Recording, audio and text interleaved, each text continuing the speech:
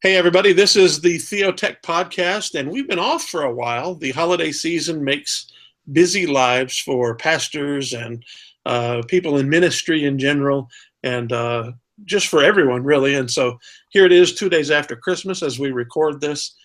And so for that reason, we have not been with you for a while. But we're going to take that opportunity tonight to talk about an interesting question. And then we're gonna do first our favorite things. We normally do that at the end of the show, talking about the cool tech toys that we got for Christmas this year. And then after that, we're going to say this as the main idea of our discussion. Apple seems to be going towards an iOS-focused future. First of all, is that true? It seems it is. Second of all, if that's true, what does that mean for the church world and Bible software, as Apple often seems to kind of set the agenda in the technology world. They don't always, but they sometimes seem to do that. Does that mean that other companies will follow suit and go into the more mobile-centric world? And if so, what is that going to do for a company like, Rick's not with us tonight, but Accordance Bible Software, they do have a mobile version, but it doesn't even come close to their desktop version, and other companies like that. So what does that mean for them? But first, our tech toys, and we want to welcome in a special guest. My son is with us tonight, and I know exactly what tech toy he got. Michael Purcell, a recent Bible college graduate. Woohoo! Just a few weeks ago, finished his associate's degree at Fruitland Bible College. He's going to take some time off before finishing up his bachelor's. But welcome, my wonderful son. How are you tonight? And what did you get for Christmas? I'm doing well. For Christmas, for me, I got a hand-me-down of the Surface Pro 4. That's good hand-me-down, sir. Oh, yeah. Oh, yeah. Deal was you got to give Daniel the Surface Pro 3. So that wasn't hard to let go of as I was receiving the Pro 4. But I also got with that the Pro 4 Touch ID type cover, which I'm just going to be honest right now. I am in love with this thing. I love the type cover. It is one of the greatest things I've ever had while owning a Surface. So, but the reason I think this is my favorite tech gadget that I'm really happy for getting for this Christmas is the pen, mostly just the pen. Just because, first off, it's magnetized and sticks right to the side of that thing. And then also, you got the different tips and whatnot, but, there's different features with this thing that just make it a lot better than with the Pro 3's pen. So, that is a nice update. I mean, I think Microsoft did a great job. The 3 was a good Surface Pro, but the 4 was a nice improvement, and the accessory was also much nicer. All right, who wants to go next? Wes, did you get a cool tech toy? Wes Allen, pastor extraordinaire.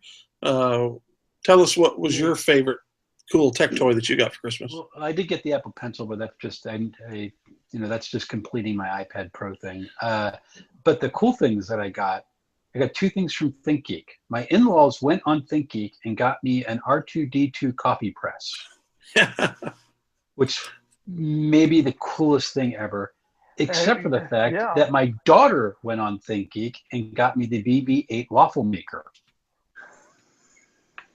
So now she's actually on a mission to find because she went vegan. So she's trying to find vegan waffle mix so we can make BB-8 waffles while I'm on vacation. Nice. So for those of you who are watching instead of listening, this is what he's talking about, right? Yep, that's exactly it. Yeah. MVP right there. And then BB-8 waffle maker? The BB-8 waffle maker. I am not making this up. I have not used that yet. I've used the R2D2 coffee press quite well. There it is. Talk to us about ThinkGeek. What is ThinkGeek for the very few out there who may not know what you're talking about? If you're a nerd/geek and you're looking for toys, T-shirts, ties, anything, you go to thinkgeek.com. I pretty much just stopped wearing ties, but for a while I was going to get their tie that just it had binary code on the front, and when you translated the binary code, it said ties suck. So that was my. I was going to get that eventually. They also had a power tie that had the power symbol on it, which I thought was kind of clever. So That's they have pretty good. a lot of things with caffeine. That's a ThinkGeek's a lot of fun. Yeah, so people need to remember ThinkGeek when they're buying gifts for their geek friends and family members. Well, cool. So Apple Pencil Plus, up things, thumbs up, thumbs down. What do you think? I like it. I've used it I was actually the day before, 2 days before Christmas, my in-laws were in town, so I borrowed my father-in-law's to take notes at our Portuguese class, and I really liked it. And so that's kind of my first foray into it. I'm waiting for my little cap cozy and clip to get here to really start using it more and more. But I like it. It's very good. You got the clip cozy. I see it. It's everybody has that thing. Oh, you got the glow in the dark one. Look at you. So that's basically what I'm going to be using it for, is when I'm out at somewhere taking notes. I almost want to go take a class just so I can take notes, because I'm a nerd. What are you looking at? And now on ThinkGeek, the Harry Potter underwear. I don't need those. Please get those off the screen. I can't unsee that. That's the kind of stuff you find here. You just got to know what house you're in, you know? I mean. Oh, that's great. I did. My Harry daughter Potter, actually. Argyle. My daughter did get a Slytherin scarf, so that made her quite happy. That's pretty good. All right, so I'm going on my little icons on the bottom, thumbnails. I'm going from right to left. We're reading Hebrew direction. And so La Rosa, that's who I've got next. Welcome, La Rosa, from Olive Tree Bible Software, coming to us out west. Are you out west, or are you at home with family here in North Carolina? I'm still in Spokane. You're out west in Spokane. So tell us, did you get any cool tech toys for Christmas? I was not given any tech toys, but a week or two before I started my vacation, the iOS developer, or the lead developer at Olive Tree, was selling his Blue Yeti microphone. And I've been in the market for one for a while, and especially doing the podcast now. And so I figured, you know what? I'd like to have this just to have something more mobile, because the setup that I have for recording right now is just really convoluted. I've got a little mixer that goes to a little USB thing, got a XLR microphone and all of that. I was like, you know what? I want something simple to just plug and play. And so, yeah, I bought that from him for like $80. Cool. So a gift to yourself, so to speak. Yes. Yeah. And by the way, you're using it right now? Not using it at the moment, but I used it for my last, for the latest episode of the Devos.hip hop podcast. So that was my first run with it, and I actually really enjoyed it. So where do they find that? Devos.hip hop. Devos.hip hop. Coincidentally. All right.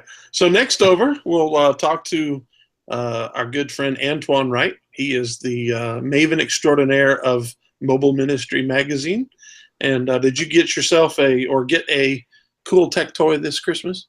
So like La Rosa, my gift came a little bit early. My Kickstarter gift actually came. So it looks like a regular bicycle helmet. It seems like a regular bicycle helmet until you hit the little button. Oh, yeah. Bike helmet with lights on the front and the rear, and if my bike was near me. It's got the Amish triangle blinker on the back. It's good.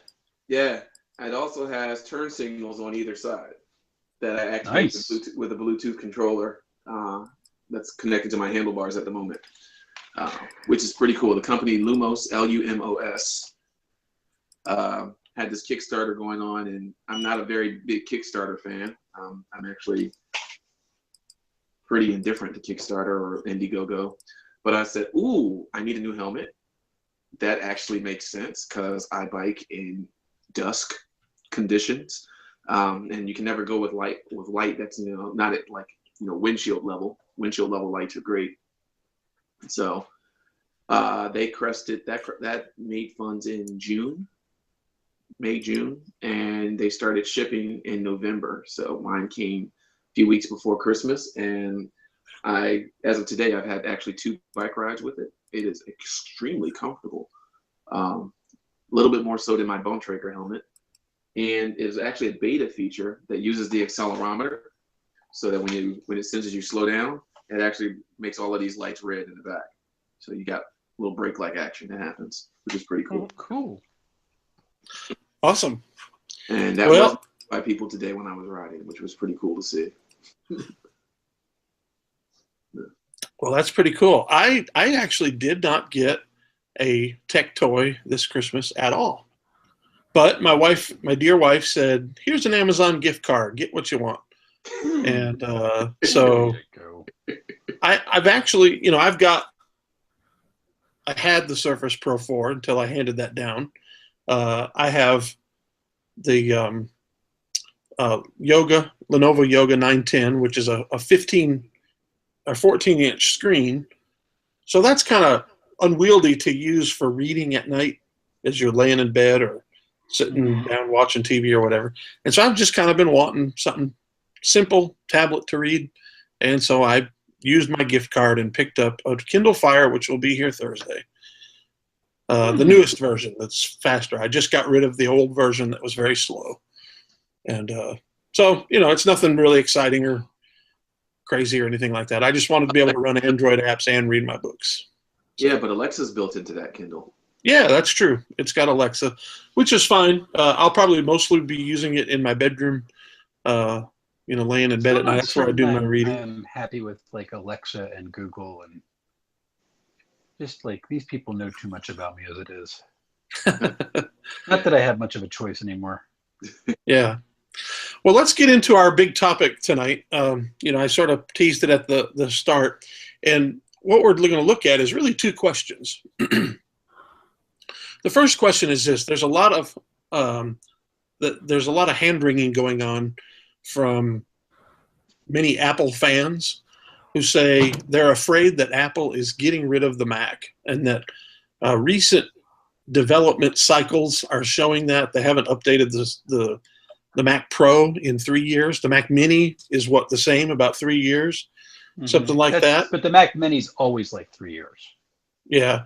The MacBook Air is probably dead in favor of the new MacBook Nothing, as some people call it. But the new MacBook Nothing was kind of an underwhelming update because, it's underpowered. And then this year, there were a lot of people very excited about the new MacBook Pro coming out. But it's a MacBook almost Pro is kind of the way I like to say it. I just don't think it's as pro-worthy of that title as it probably should be. And I was one who was actually planning to, if I liked the update, I was planning to sell my 13-inch MacBook Pro and buy the new MacBook Pro.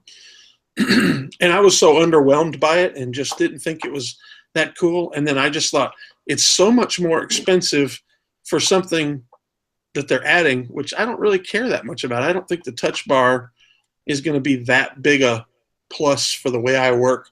I kind of have a feeling that I would probably never use it, that it would sit there and go hardly ever touched. And so that's why I went Windows. I've got a Lenovo Yoga 910, which I'm very pleased with. It's a beautiful, beautiful computer. Works great, very fast, extremely fast. Runs my Bible software and Adobe products incredibly well. And so I'm in that camp that I'm fearful Apple is ditching Mac.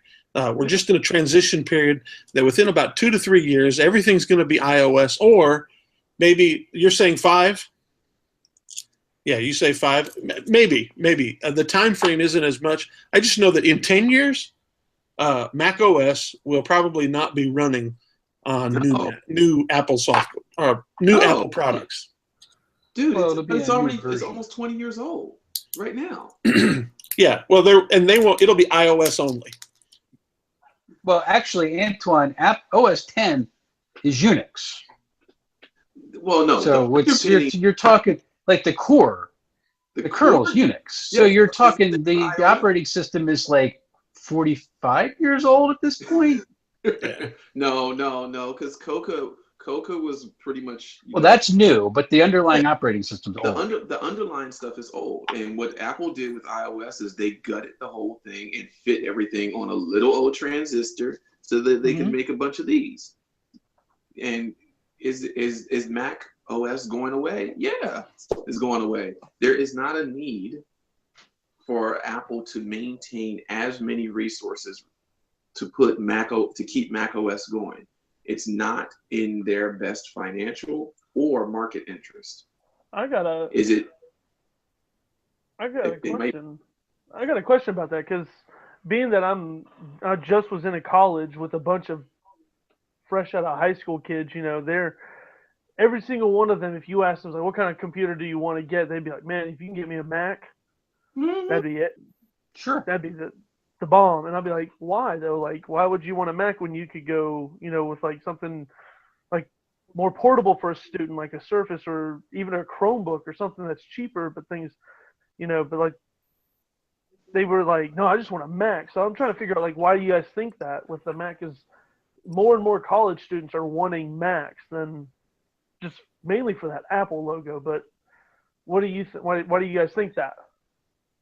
My Antoine just gave you a thumbs up on the Apple logo thing. Well, no, because that's just it. It's about brand and positioning. So, I mean, think of it. Answer that question. Kids want a device. Everybody wants to own things that signify that they are in a better social place than where they are.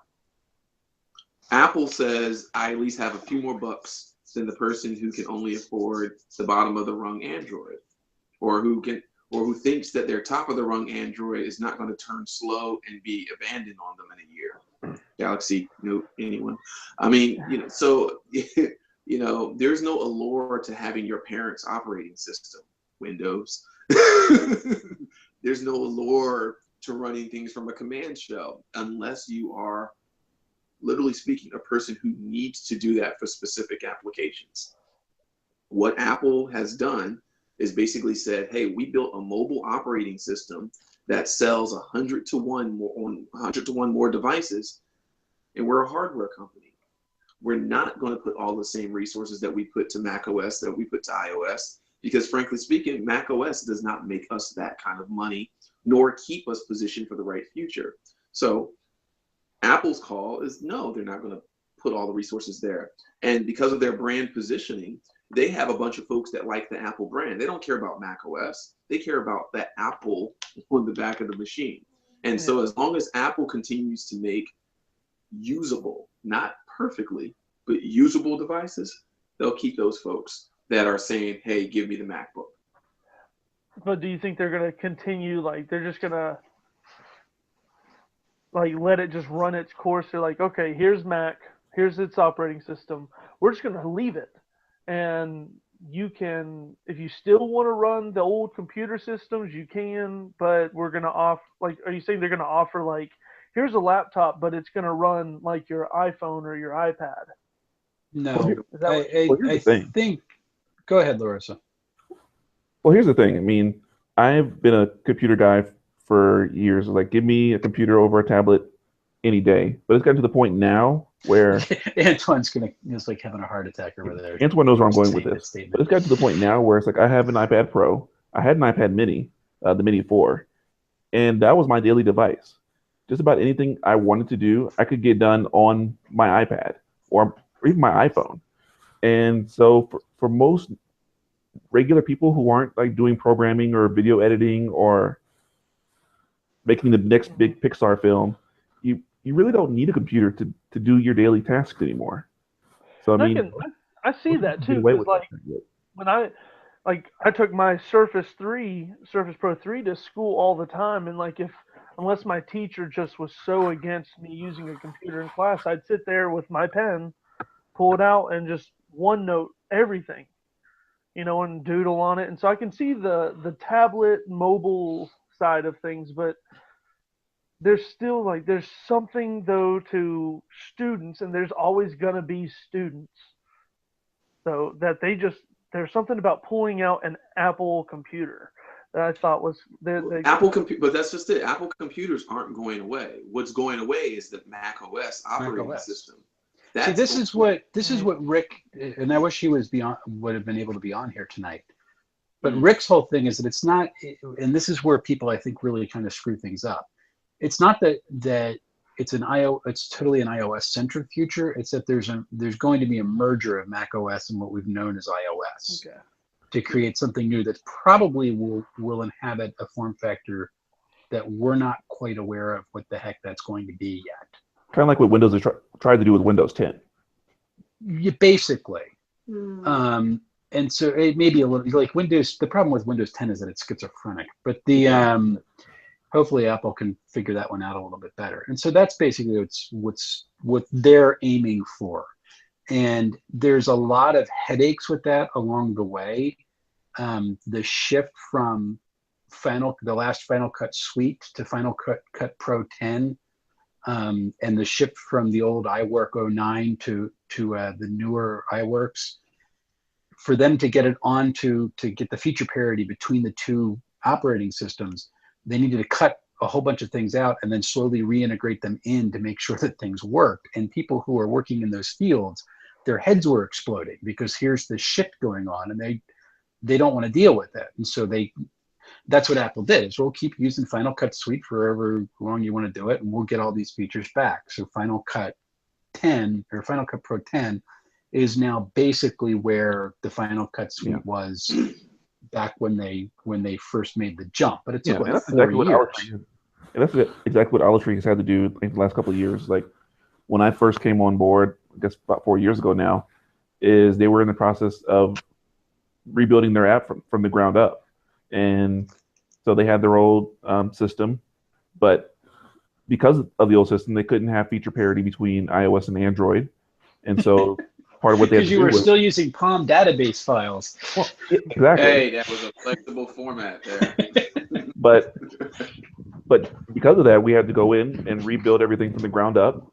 And because of that, Android lost some features for quite a while, and iOS lost some features, and didn't necessarily lose features, but didn't gain any new features that people were wanting. And so we had to go through that process in order to make our app more stable and secure for the future. Well, and here's what happened to you. I say you, I'm meaning, Olive Tree. During that transition period, I was Android dominant. That's what I used most of the time. And as a result, I essentially quit using Olive Tree because your Android app was so far behind. And as a result, I've never really come back. Okay. And so that was a painful thing just in my, because on mobile, I was Olive Tree, and on desktop, I was, Logos and Word Search in the Windows world, and Logos only on the Mac. I hadn't yet really discovered Accordance. As a result of that, for me, Bible software on the mobile device was Logos. That's all I used anymore because of the fact that your app was so far behind, and I've never really come back. And here's what let's kind of shift this discussion. We've been sort of Apple focused at this point.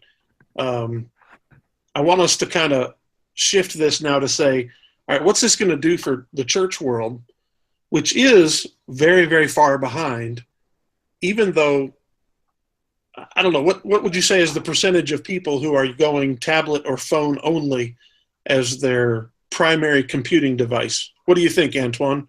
As your primary computing device, a tablet or a phone, and really a phone with a few people also using a tablet? What percentage? Half, 2/3, 1/3? Are you saying globally, like all computer users, or just the church? In the church world. I would almost argue that number might be pretty proportional to what's happening in the world right now. It's a 2 to 1, a 3 to 1 mobile to everything else. Okay. Now let me ask you another quick question. I know you want to go and say a little bit more than that, but of those people who are mobile first, how many of them also have a computer? They just don't use it as much. And so, that's regionally dependent. So Western countries, you're going to see probably 2 to 1. So two mobile devices to one PC, mobile and a tablet. You think that 2/3 of the people only use a mobile device and 1/3 of them use a mobile device and a computer? Yeah, so it's about that. I don't agree with that at all. It was about that. Now, see, no, At least not in the Western world. No, I know what you're, but I know I'm going to switch your context. Okay. If you're talking about those persons who produce Christian content, so No, I'm not. No. Hear me out. I'm talking about everybody. No. But if you're talking about those that produce Christian content, that's pastors making sermons, musicians, what have you. Those persons are going to be more on the side of using PC, laptop, mainly. But I also think you add in that mobile just consumption. the average guy in the pew or the average woman in the pew. Average person on the pew, this by Country Mom. You don't think they own computers anymore? No, it's not that they don't own. Well, that's what my question was. Do they turn it on? My question was, how many of them still own a computer that they maybe only use on occasion? That was my question. Use on occasion? Yeah. I'd say maybe a third. See, I don't agree with that at all. 40% on the high side of that. I would say it's more like 60-65%. All right. Yeah. Because I mean, and the only real numbers you can get is when people go online, because that's really where you can track stuff these days. But I have to agree with my dad on it too, just because the thing is the church. Take one aspect out of the church, look at the youth room and the youth pad. Like they're looking at mobile technology and computer technology is kind of fashionable today. And so the church is very kind of behind in that statement, socially, not everyone is moving into a mobile, they're just now getting into a mobile friendly kind of environment in churches with, if you sit there and if you stand in front of a congregation, I'm probably going to see almost 90% of the younger congregation pulling out a tablet or a phone, meaning in their 30s and 40s under, and anyone above, they're pulling out their good old Bible printed and hard pressed kind of deal. But almost all of them, I think, I'd say even more than that, 70-80% still have a computer at home that they use. But that's just it. So the difference though is your mobile use is going to be segmented against individuals, whereas your computers are going to be segmented against families. It's one computer, maybe two computers per family, and then everyone has this. I think you're right for average non-tech geek families. I think I know of a lot of my church families. I know they all share one PC, but they each have a phone. You also have to factor into just certain demographics where more urban communities where there may not be a computer in the household at all, but everyone's got a cell phone. Yep. Yeah. See, this is where I keep going. Is that I think a good portion of people still have, and I put this in quotes just for Antoine's sake and the fact that it's reality, is computers at home. But the last time they updated their computer, it was still running Windows XP. Well, that's just it. And so they hate it. I literally, the people I talk to, they hate their computer. Yes. And so when they Google, they're Wes, you're dropping in and out on us. I'm going to hang up because it's happening over. I'm watching you guys too. I'll be right back. Okay. I think so let's move this forward a little bit because I was asking this question sort of as a purpose. Let's move this forward and let's talk about people producing Bible software, church media software, the creative tools that people are using to make, videos and graphics for their church website or for their church newsletter, all of those. So Adobe products is kind of the dominant in that area. Those areas, that world in the church is so heavily focused on using a either desktop or laptop computer. Okay. So let's just say for discussion's sake that this shift that Apple seems to be dreaming and hoping for happens. And we said 10 years. Okay, I think that might be way out at the outside. I think it might be sooner. But let's say it happens 2027. Where is the church? Is the church going to be making this transition, or are we going to be still kicking and screaming saying, I'm not upgrading my Windows 10 computer, even though it's got, like they do now for Windows XP, like Wes was just mentioning?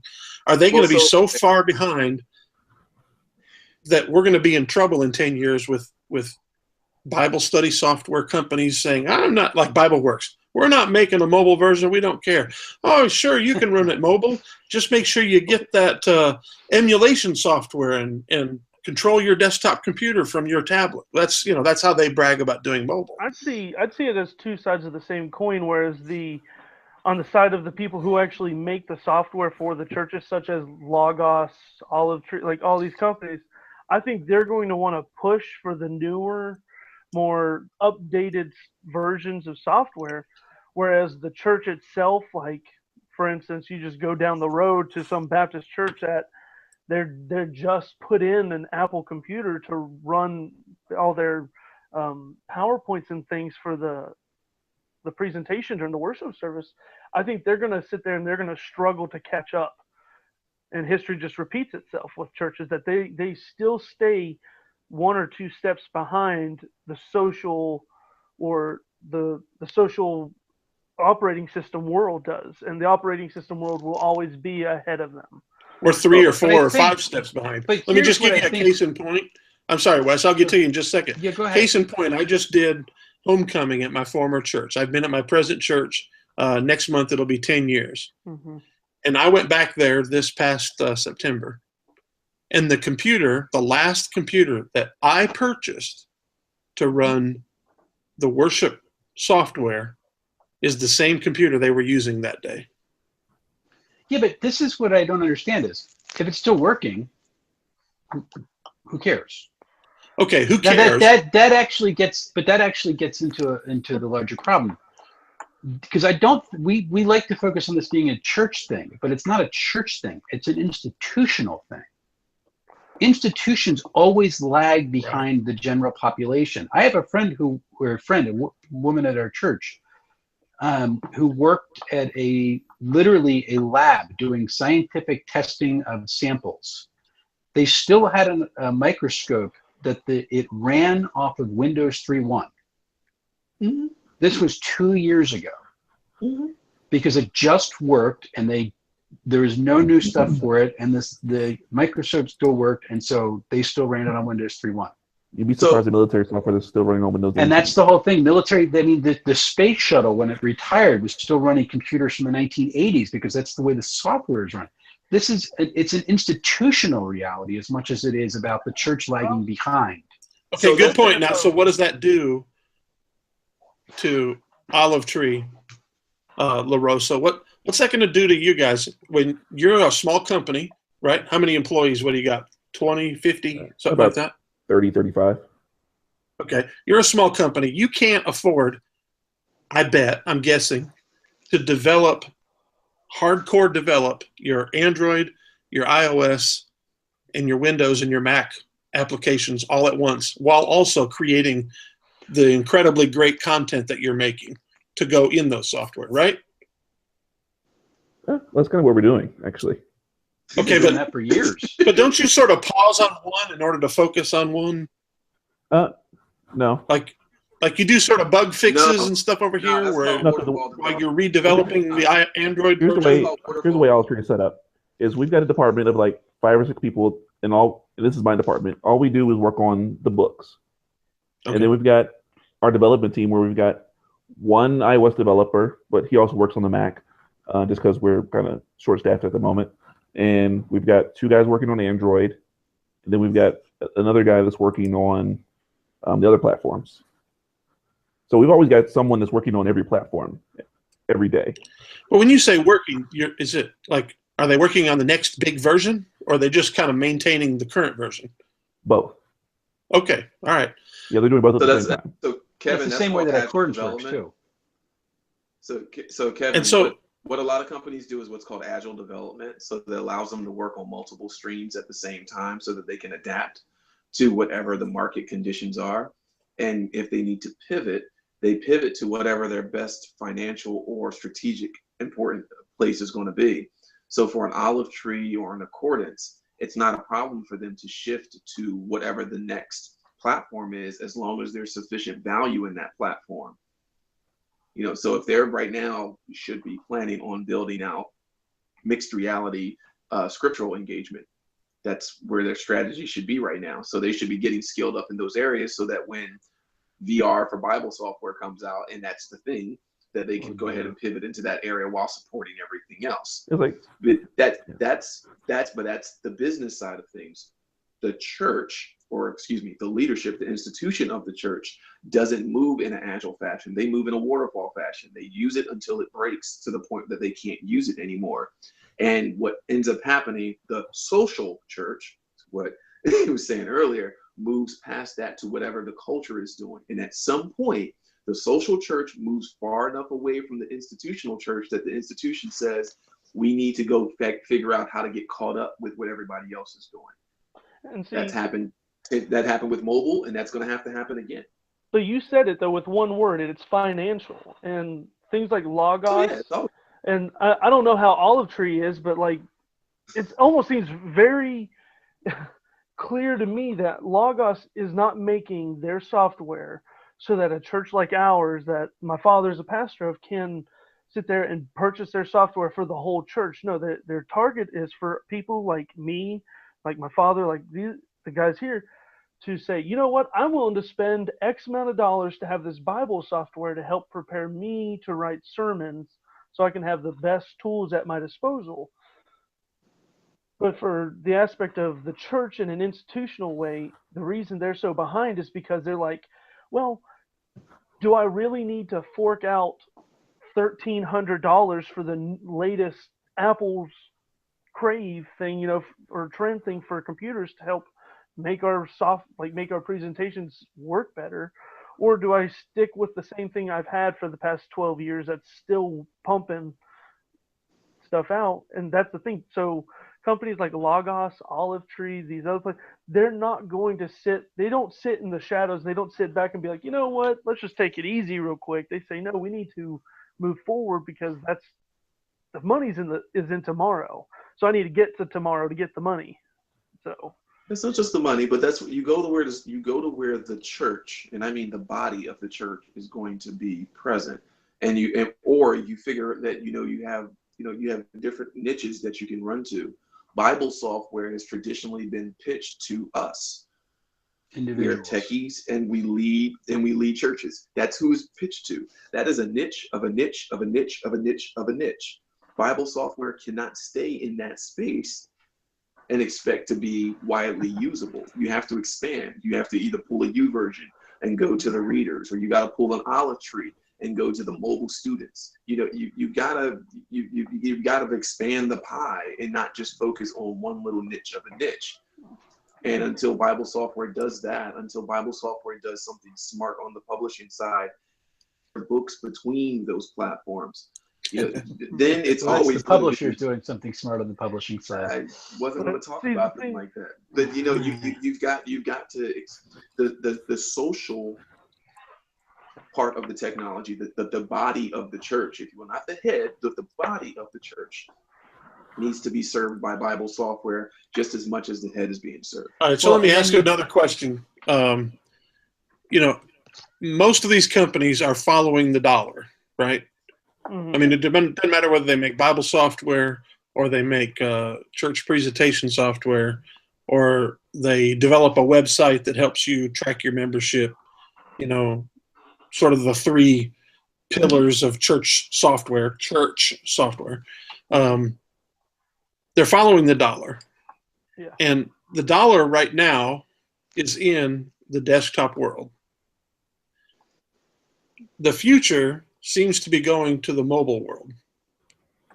How hopeful are you guys that these companies will be able to make that transition so that, let's say, in 10 years, when all you can get is an iPhone and an iPad, or whatever the amalgamation between a MacBook and an iPad ends up being, and on the Windows side, you get a Surface tablet that's more mobile friendly than the one is now? Because the Surface is really mostly a laptop that you can also use occasionally as a tablet.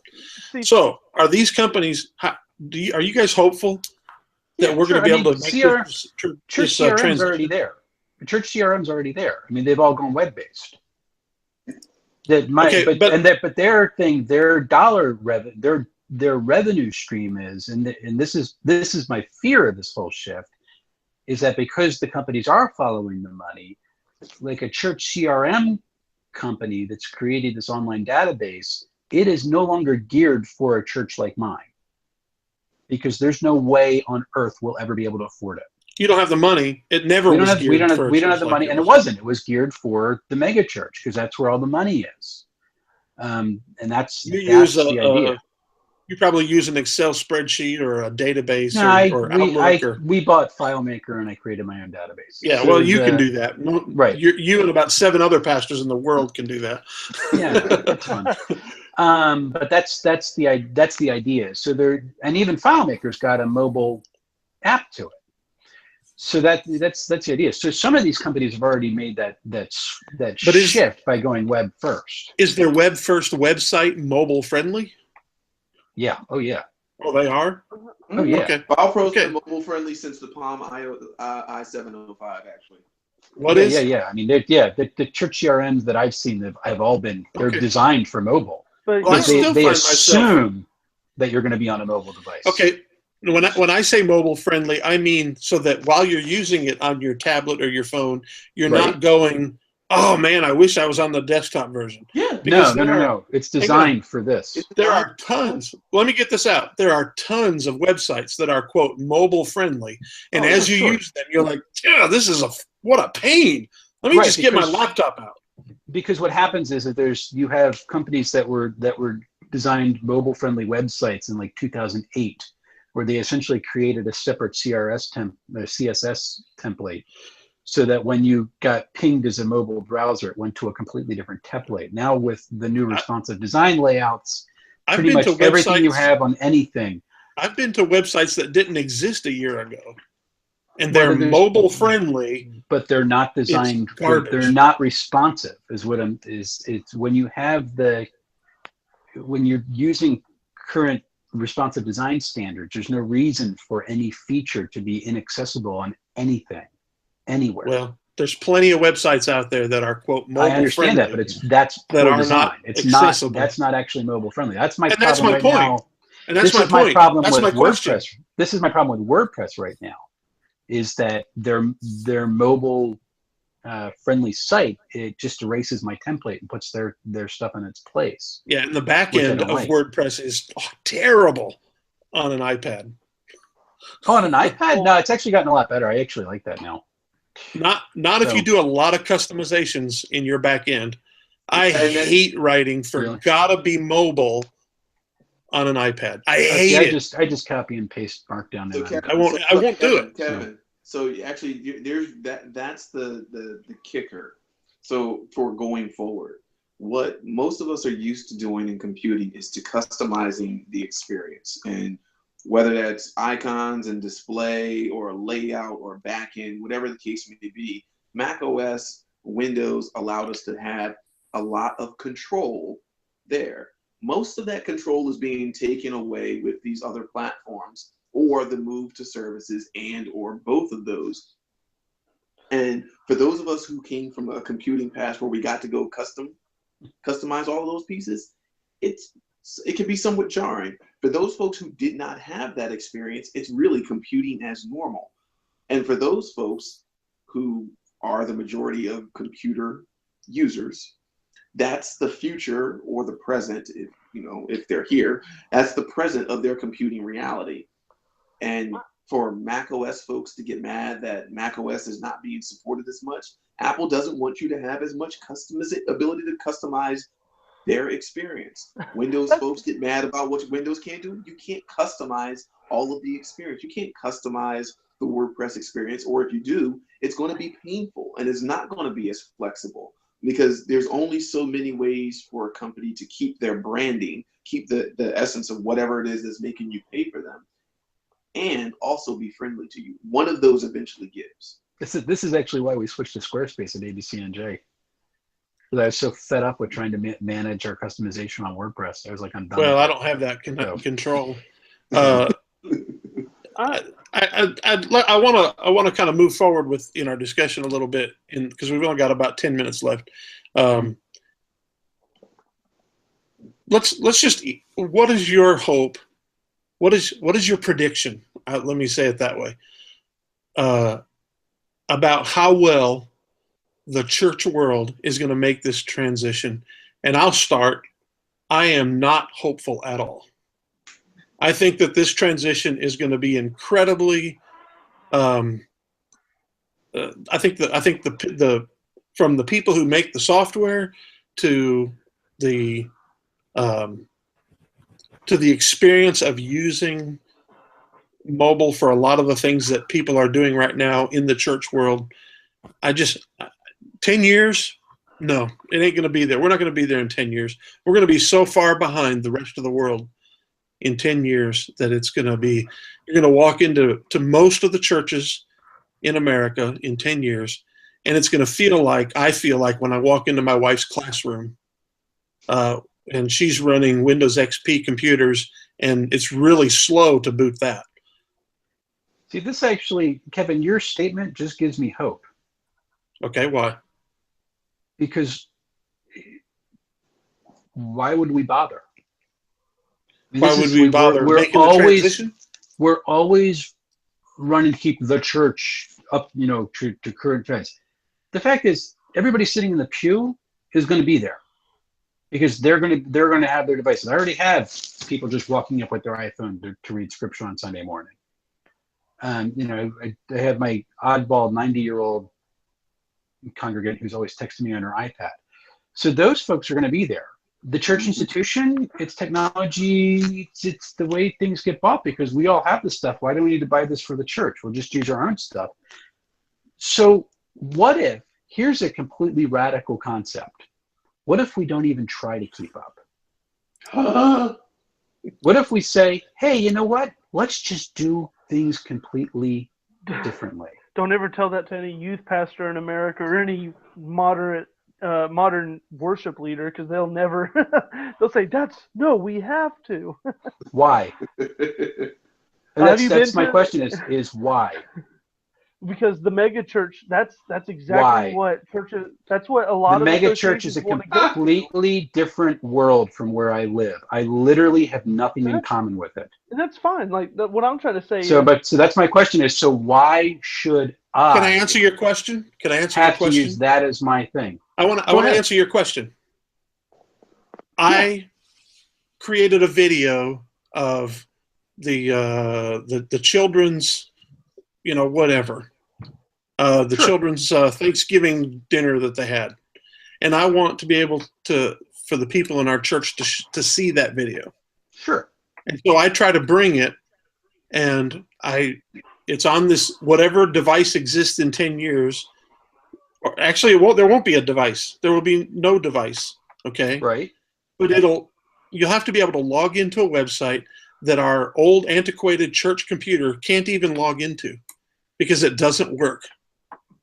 But Kevin, everybody in the pew's got a device that can access it, so it's not going to be 10 years. Those devices in the pew aren't going to be able to interface with the antiquated old stuff. No. What I'm saying is, Kev, is that our media presentations, as we know them now, with like the big screen and all the video, keep doing that because that's just good communication style. I think the institutional church inside America that best uses technology like podcasting and video and things like that is actually the Orthodox Church of America.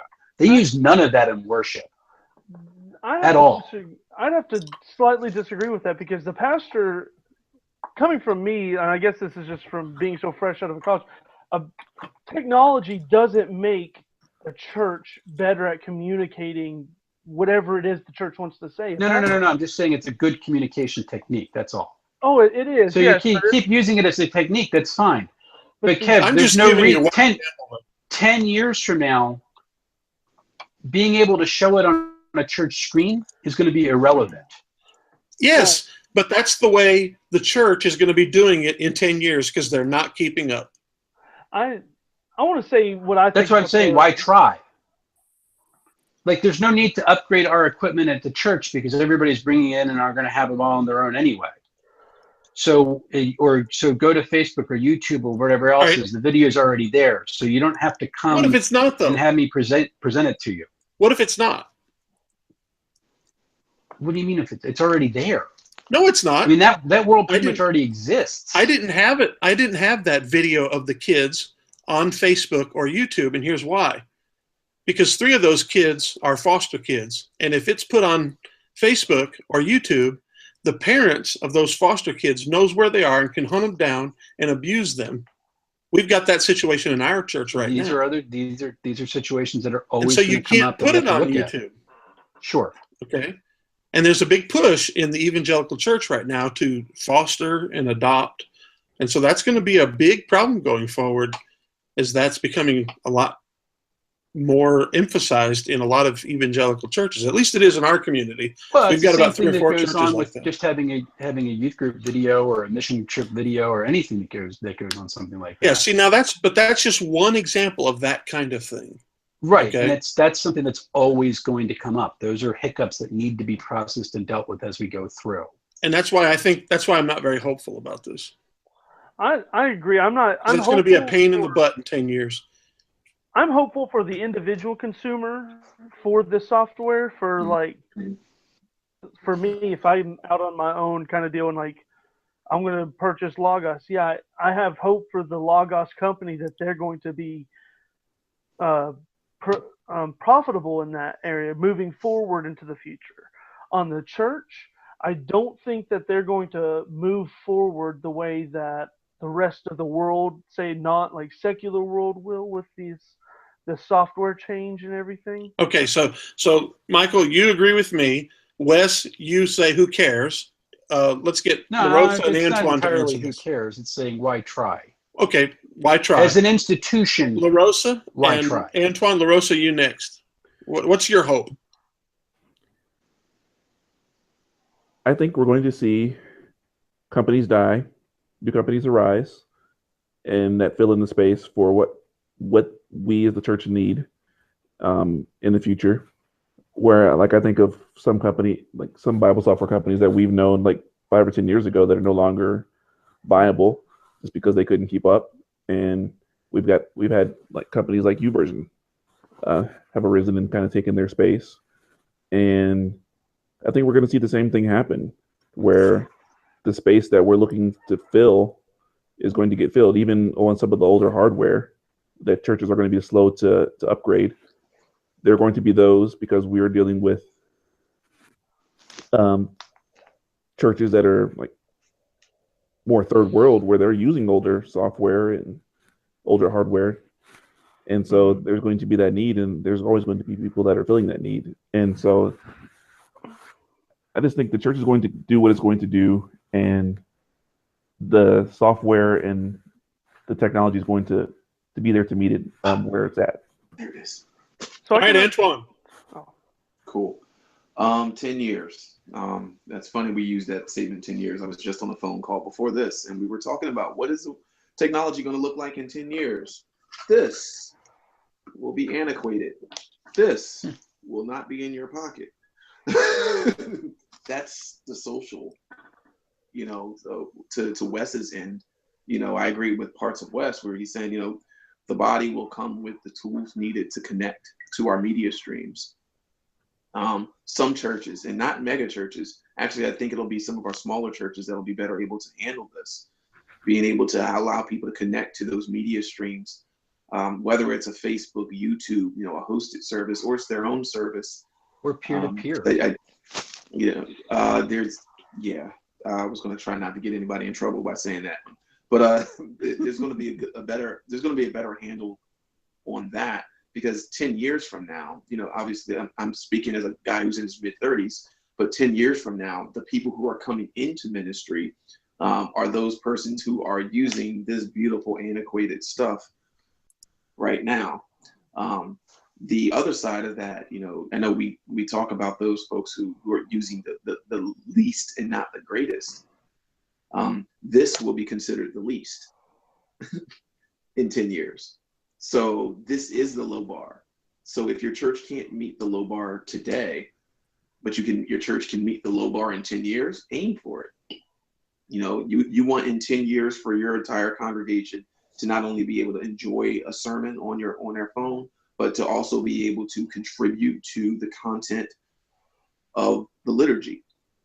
Make it happen. If you aim for this now, then you'll position yourself for better later. So I think that's where 10 years from now that we'll be landing. We'll definitely have that same economic line, where well-funded churches, well-funded private organizations, parachurches will be able to do things that look like the rest of the world. But then we're also going to have the lowest common denominator, and it's not going to be a Nokia flip phone lowest common denominator.